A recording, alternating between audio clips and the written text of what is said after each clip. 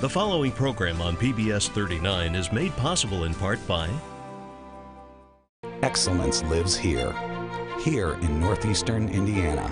It's reflected in more than 200 nationally recognized degrees. It drives our Division I sports.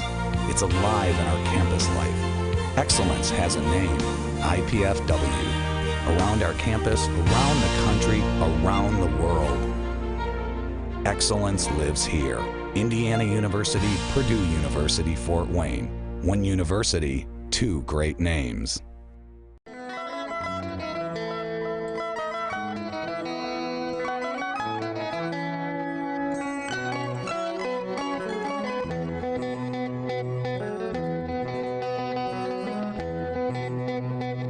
This is Arts Weekly.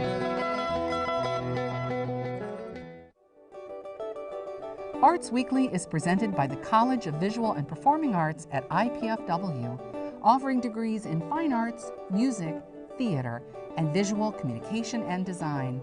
IPFW, the energy of the arts. Thank you for tuning in to Arts Weekly. I'm Melinda Haynes, and I'll be joined later by Leslie Horman of Fort Wayne Youth Theater. But today we're going to start our show with John O'Connell, the interim dean of the IPFW College of Visual and Performing Arts. He's here to tell us about some of this spring's exciting art and performance offerings on campus, including an Indian performance series and a slew of concerts by faculty and students. Welcome, John. Thanks for having me. Well, we've got a lot to discuss in a short period of time. You want to talk about how this school year has started off with a new chancellor. You know, what can you tell us about Dr. Vicki Carwine, where she comes from, how she got here? Dr. Vicki Carwine is from the University of Washington statewide university system. She was the chancellor of a smaller university in the system that didn't actually have much of an arts program. So she's thrilled to come to IPFW that has such an active arts program. And she comes from an art background herself, a music background. So I think that's bodes well for the College of Visual and Performing Arts, because she is a musician herself. She is a piano player. She actually started out in college in music, and then decided that she wanted to pay her bills and went into nursing. She still loves music. She is, like I said, an accomplished piano player. She studied voice, and she tells me that she studied voice until someone told her she shouldn't study voice any longer. Well, it'll be great to see her at our concerts. Well, another one of the things that you're working on as dean is the accreditations that we have at the college. Can you tell me about what those are and what they mean for us? Accreditation is important to all universities and all colleges to have departments accredited by their national standard bodies, if you will, that sort of set standards and guidelines at a national level. And we ask in the accreditation process to find out whether or not departments meet national standards. And last year, for the first time, the theater department received the accreditation from the National Association of Schools of Theater, which was a rigorous 3-year process. But that was the first ever accreditation for them. The music department is accredited through NASM, the National Association of Schools of Art of Music, and they are accredited and are going up for reaccreditation next year. And then our two art departments, Fine Arts and Visual Communication and Design, are undergoing a rigorous self-study for their first ever NASM, National Association of Schools of Art and Design, NASED, next April, a year from now. But that process of a self-study is about a 2-year process. We're doing it in 1 year. Wow. And we found out late in the process that we also have to include the Department of Interior Design, which is in a different college under a different department, and that's a part of the NASED process. So it's kind of daunting to take 3 departments that are managed under 3 different chairs in 2 different colleges and put a self-study together for 1 accreditation visit has been daunting and challenging. But it's necessary. Those accreditations really mean a lot for the academic program. Yeah, they mean a lot for the academic program, but they really mean a lot for the university, because the university has to also be accredited by North Central, which is the accrediting body for our university. And the more departments that we have accredited by their own disciplines just buoys us up through the accreditation process as a university. So when I arrived 6 years ago, I was told in no uncertain terms by Susan Hanna, the then Vice Chancellor of Academic Affairs, that get it done. If you can get accreditation, you should be going after it. And so I did, and we received it last year. Oh, that's wonderful. Yeah. Now I want to move into some of the events that we have coming up, in particular the Indian Performance Series that we started at IPFW. Yeah. Tell me about that. I'm excited about that. Well, just before Chuck O'Connor left last spring, our last dean, he started a relationship with some influential members of the Indian community here in Fort Wayne, with the idea that we would bring some Indian cultural events to campus in a kind of collaboration or collaborative effort. Well, I picked up that baton, if you will, in July with some members of the community, and we established the Indian Performance Series, which will now be an ongoing series on campus. Our first event was a dance company from India that was here in October, I think they were here. Huge turnout, big, incredible turnout, and a very large collaboration on our part, because we had to take a music concert hall, Reinhardt Music Center, and turn it into a theater. So I actually produced that for them, because it was more than they ever knew they were getting, you know. But now we're having some musicians. Yeah, now we're having some musicians in a concert hall, which is where they belong. Yes. Not dancers. And yes, we're having two Indian musicians, internationally known, Grammy Award-winning musicians, and they play traditional Indian instruments. Sharma and Hussain, two gentlemen from India, are coming on Sunday, April 14th. And we have established, or we haven't, the Indian community has established an organization called Shruti, S-H-R-U-T-I. They've established a non-profit organization that will be the collaborative body with the College of Visual and Performing Arts in this ongoing series. So they are sort of helping me find talent, and so they found these two musicians, and we're bringing them to, they're actually going to be on an American tour, so we're part of their American tour. They're out of their agents are in New York City. Well, and they are just part of a very busy spring concert and performance series anyway at IPFW. Yeah. So what are the highlights of what's coming Highlights? up? Yeah. Well, that's putting me on the spot, because someone's going to be not happy if I don't, well, there's, which we'll talk about in a minute. We have Oliver opening in 2 weeks, the Department of Theater. They have another production coming up called Orlando in April at the Williams Theater. The music department has several jazz events coming up. The wind ensemble's playing. The opera ensemble's doing Mozart, the Magic Flute in April. So the music department has a lot of things going on.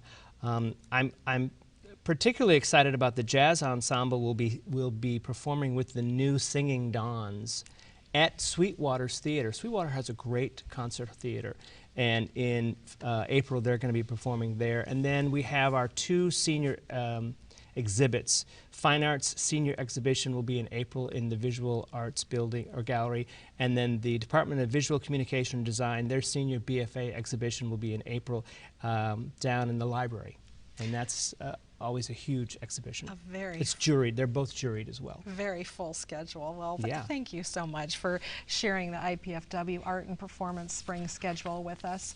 While we get ready for our next segment, please take a minute to view our performance calendar of what's coming up in our area. You also can follow us on Facebook, Twitter, and YouTube. We'll be right back with Leslie Horman from Fort Wayne Youth Theater, who will join us to talk about Oliver.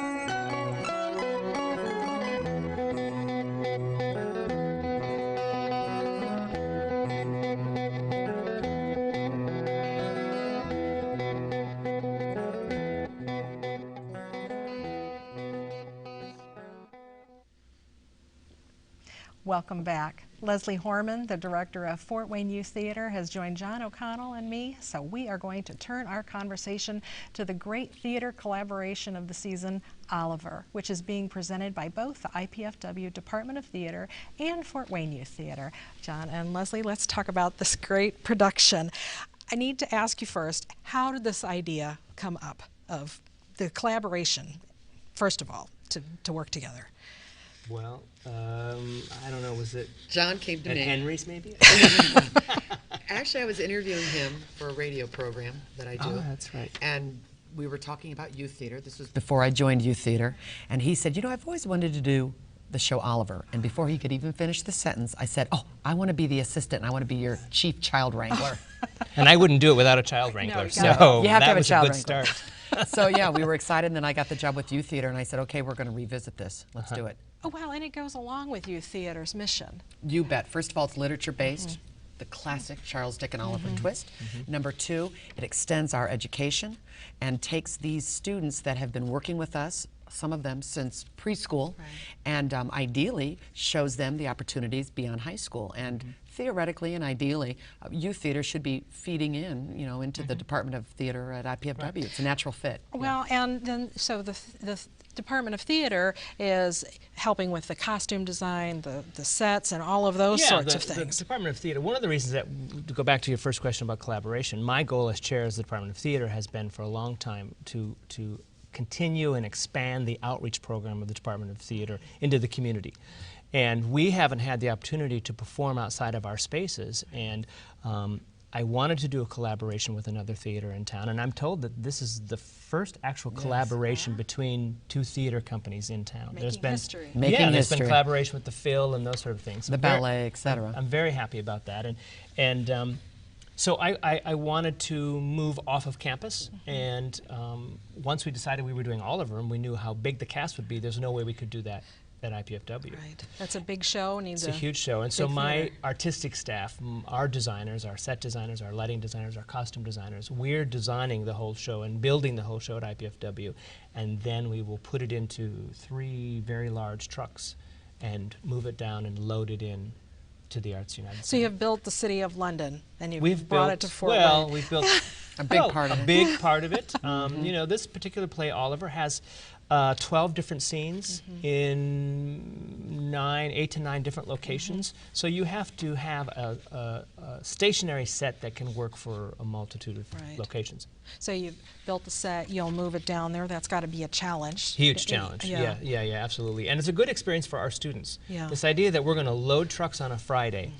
Saturday morning, we're going to bring those trucks to Arts United at 10 o'clock, and we're going to unload 3 huge trucks, and then put a setup, hang lights, do all of that. That's an experience for our college students, because that's what a bus and truck show on a national tour is. If you're in the C That's tour real. or the B or C tour, you're in a bus and there's a truck and you're waiting for it to be unloaded and mounted for a 2-day run, and it gets put back up again. So it's a good experience for our students. It's real live theater for them. I mean, Yeah. truly a bigger experience You than bet. usual. So you each have your own roles in this. Tell me about how you're balancing your roles, what you're each doing. A Well, child first and wrangler, foremost but- is she's the child wrangler. Yeah. First and foremost, he's in charge of everything. He's the overseer. He is head director. But yeah, there's a lot of aspects that obviously go into this show, and he's got such a wonderful production staff at IPFW. He's worked with them obviously, and so he oversees everything. And I have complete control over the children. And how many children are in this? 26. 26.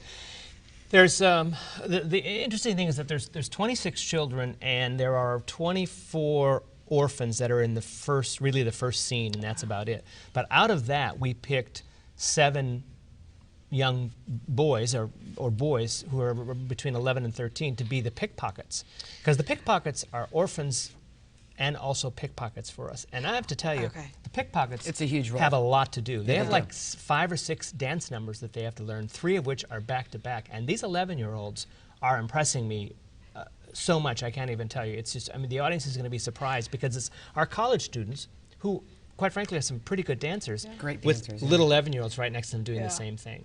Well, you know, that's a good setup for showing a video clip that Great. we have. We have a little rehearsal of We do. Pick a Pocket. Pick a pocket or two. Pick a pocket or two. That's so right. let's Many Choreographed by toe-tapping tunes. Brittany Coughlin is one of our choreographers. Leslie did the choreography for the orphans, and Brittany Coughlin's doing the choreographer for the main chorus and cast. Okay, Cast so of 50 altogether. let's see if we can just watch a little snippet of this. You see all of us. In this life, one thing counts in the bank. Large amounts. Please don't grow on trees. You've got to pick a pocket or two. You've got to pick a pocket or two. You've got to pick a pocket or two.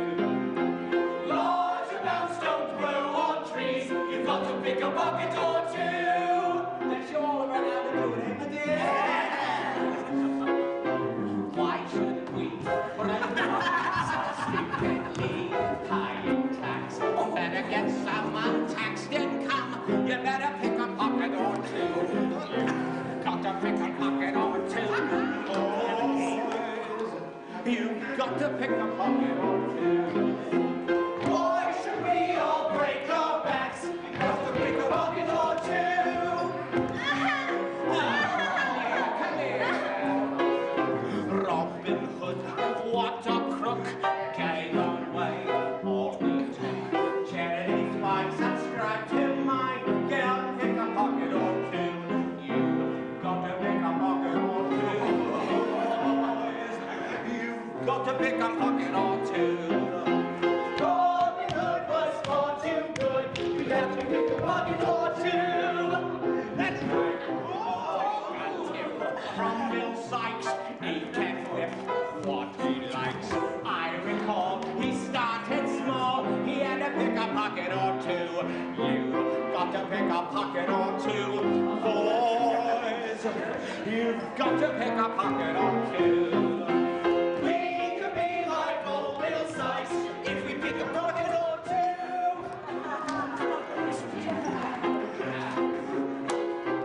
Theodore Gent has That is going to be so much fun. I just love watching those rehearsals and seeing everybody in action. Like Such that. a great show.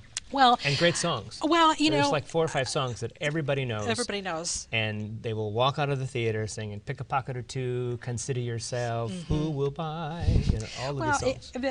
that was what I wanted to move into, was, you know, all the music. So you've got to have a great team who's in charge of the music We as do. well. Mindy Cox is in charge of, again, because of the nature of the collaboration and the youth theater, the students have to work from youth theater, the participants, they have to rehearse early, 4:30 to 6:30, Right. now they're 5 to 7. So Jeanette Walsh has been taking care of the music instruction for the orphans for Yes. scene 1. And then the adult music directions done by Mindy Cox with Holly Knott as the orchestra coordinator and the accompanist. But that's really been one of the challenges of the rehearsal, is the rehearsal schedule. Because Leslie has her window, then I've got to come in. We can only keep our Olivers until 8:30 or 9. I was talking to one of the kids the other day and I said, so what time do you have to go home? And he said, I said, can you be here to 8:30? He said, yeah, that's usually when I go to bed. I'm like, oh, I forgot about that. Yeah, they're young kids. That is one of the Yeah, challenges, yeah. And you know, and like you said, they're going to all be singing these songs because they've heard them before. Oh, the audience It's a Tony will. Award-winning Absolutely. musical, and it's Yeah. the Yes. music is familiar and accessible. Tony Award and Academy Award winning. Right. It's the songs are wonderful. So you've got these kids playing the orphans. You've got, you know, adults. You've got college students. You know, what are the benefits and challenges of all of those age groups, you know, working together? The young kids get such great role models from these college kids. They really, really do. And that's why I love watching these pickpockets, because it's such a nice bonding between the little kids and the older kids. I think, though, in turn, the older kids get this injection of just this raw energy and excitement that little kids just have. Right. Going back to this idea that we have these 7 pickpocket boys, Yes. I can't tell you how impressed I am with how much they love theater. If they're not in the scene and I'm blocking something or someone's doing something, half of them are still standing over there watching the older actors work, because we have 4 community members, I Yes. think, as well.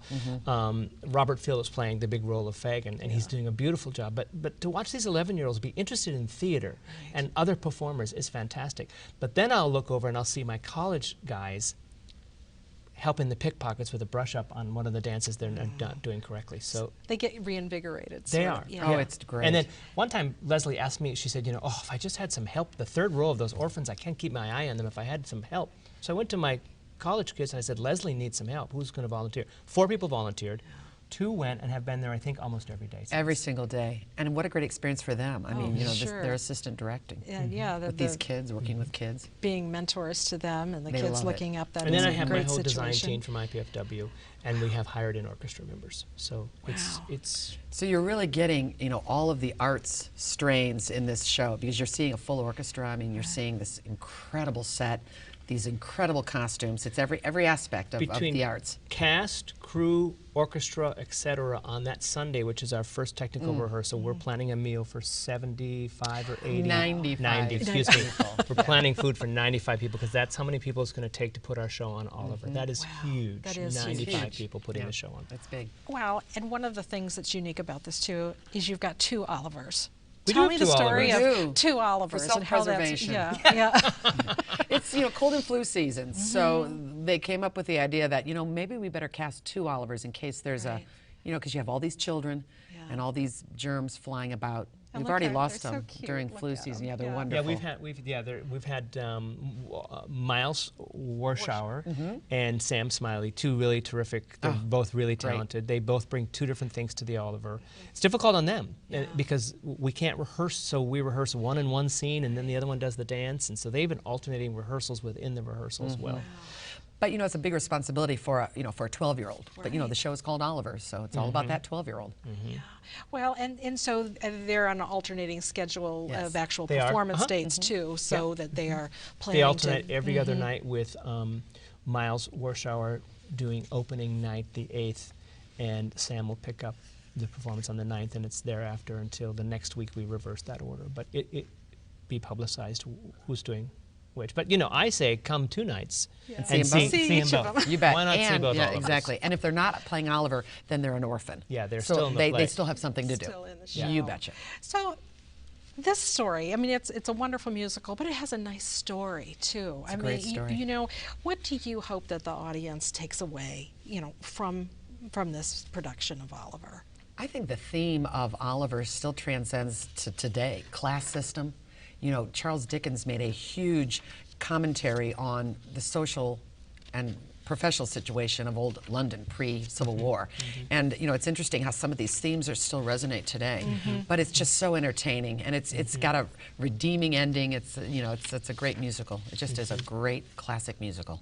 Well, and it's hard to believe that it's been so many years. I mean, 1968, it opened on Broadway, and the themes are still really vital, even today, and the music. The music still is great. The thing about Oliver is that there isn't anybody who isn't going to get to the first introduction of Mr. Brownlow and know what the end of the play is. It's a storyline we've seen a million times, but that's okay because of the sort of the journey that this particular Oliver has to go through, or this particular character in that conflict has to go through, is interesting and fun, and the fact that it's done with such a large cast and done so well is what they'll go away with, that they've experienced some really, I think, great theater.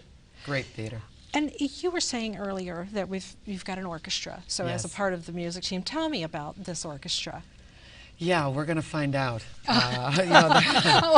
The luxury, we don't have the luxury of working with them a lot. yeah. So, we So you have work that with an Sunday, and accompanist, that's it. up Yeah, until yeah, then. yeah. But But that's what a privilege for these kids to be working with an orchestra. I mean, that in and it's of not itself. it's not a large orchestra. It's about Right. 8-piece orchestra. But that's just that's a luxury. another piece that you bring That's in. right. Like all of a sudden you bring, here's the set, and now it Well, becomes a whole unfortunately, different. because of the nature of us moving into Arts United, we're going to give them the set, Yeah. the orchestra, The costumes. the scene changes, Yeah. the lights, the microphones, all of that happens on Sunday. The costumes will wait till Monday, but all the other technical stuff, sound, microphones, monitors, all of that gets added on that Sunday. But Sunday's a beast. Beast. With 95 people Yeah, all yeah, yeah. having their own little part of that. Yeah, 95 people, a quarter of which are under the age of, 12. So put that in the recipe. And we're talking about costumes, so you needed an awful lot of costumes for this. 70. 70. Oh, it's important to note that it's interesting because we sent bags of cutouts home with parents. sew this? Yeah, the uniforms that the orphans wear, which sort of looks like a prison uniform, quite Yes, frankly, it does. were cut out, and 5 families took bags home to sew the pants up because we need 24 matching pairs of pants. But that is something that youth theater can bring to the table. We have a lot of great parents that volunteer. Volunteers, and they're kind of used to helping out with the costumes use them, and doing all that. Everything. That Saturday load-in, we're counting on them being there for that as well. Because you don't really have that, with the college kids. Right. Yeah, it's not quite the same. Not the same. So let's talk about the particulars. When, where, how do we get tickets? February 8th through 17th at Arts United Downtown. That's very important. People understand it's not IPFW, not on it's campus. Arts United Downtown. The big stage. And the box office information? 422-4226. You can call. Box office is open now, Monday through Saturday, 422-4226, or you can even get online with the new ticket system, and that's tickets.artstix.org. Okay. So And don't call the IPFW box office. Right. They'll just have to transfer you. Down there. Wow, Easy. that is just going to be one fabulous Get your collaborative tickets, show. though, because they're selling out. Yeah, that's what I heard. We were Yeah. really selling them like hotcakes. Everyone loves this musical. It's a great musical, and the city hasn't seen it in a long, long time. Well, thank you so much for taking us behind the scenes of Oliver. And thank you for watching. I'm Melinda Haynes, and on the next Arts Weekly, we'll chat with Jim Gabbard from the IPFW Department of Visual Communication and Design about his upcoming exhibit featuring the people of Cienfuegos, and also with Maestro Robert Nance about the Heartland Chamber Chorale's family concert taking place Sunday, February 10th at the University of St. Francis. For up-to-the-minute arts updates, you can find us on Facebook, Twitter, and YouTube, and be sure to join us here live Thursday evenings at 7:30 on PBS 39. Thank you for watching.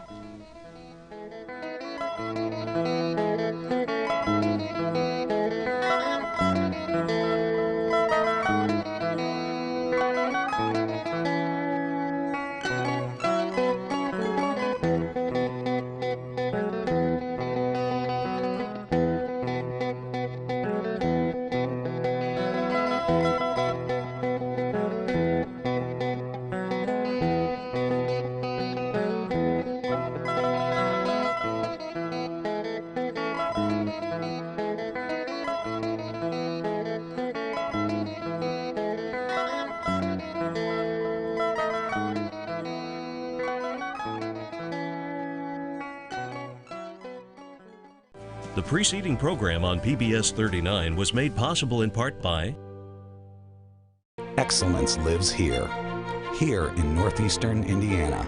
It's reflected in more than 200 nationally recognized degrees. It drives our Division I sports. It's alive in our campus life. Excellence has a name, IPFW. Around our campus, around the country, around the world. Excellence lives here. Indiana University, Purdue University, Fort Wayne. One university, two great names.